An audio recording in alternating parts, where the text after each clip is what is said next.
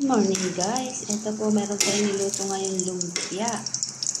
Ginawa ko po siya kahapon, ngayon niluto na natin ng lumpia. Siyempre pinainit ko na rin ng kawali at saka mantika.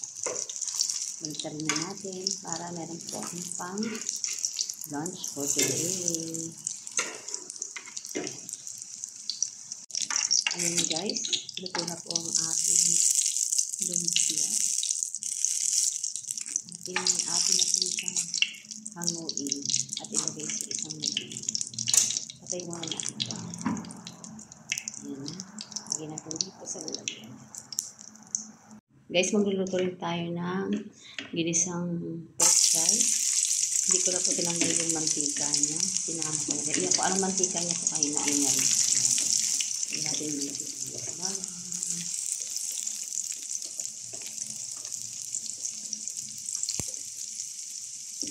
Nakakuha po ako ng pechay ng isang araw.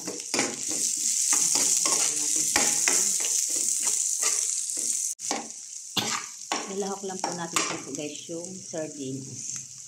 Kasi syempre masarap yung ginisang yung sardines. Tama ito. Sarap ito.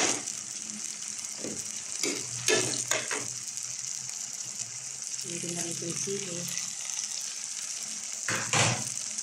Medyo nilagyan lang po natin. Hapagin natin. Tapos ilagay na natin yung pechay.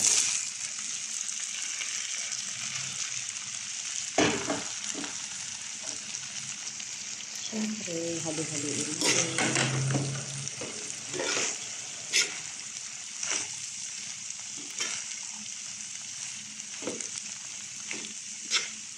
Ganyan lang po yan guys. Lagyan natin ng konting tubig. Diba? Halo-haloin lang po natin siya para umimpis. Lagyan po siya natin ng asin. At konting paminta. Hindi na po ako guys naglalagay ng bechin. Para tipid sa bechin. Malasa naman po siya kahit walang bechin. Siyempre guys, nagtutubig yan. Siyempre guys, nagtutubig kung ating gulay. Lagyan lang po natin ng konting tubig.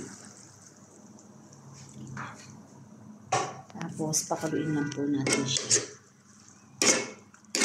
Totoo na yan. Konting kulo lang po siya.